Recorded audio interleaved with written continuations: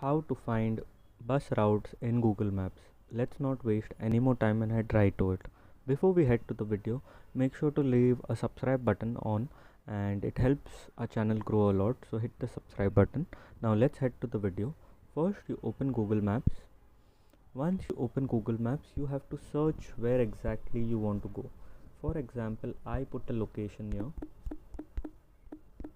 and once I put the location there, I have to click on directions. Once you click on directions, it will show by a car how much time it will take, by bike how much time it will take, by walking how much time it will take. But here there is an option of the public transport. Once you click on that, it will show you what is the schedule, how much will it cost you to use public transport, from where to where, and how much time would it take. Here it would take 42 minutes, 43 minutes, 44 minutes. So whichever location you want to travel, Google always provides a public transport option that you can filter it out by train, bus, subway. Here there are modes. You can click on that. You can click two connective modes. you know there are a lot of options. If this video helped, make sure to leave a like and don't forget to subscribe.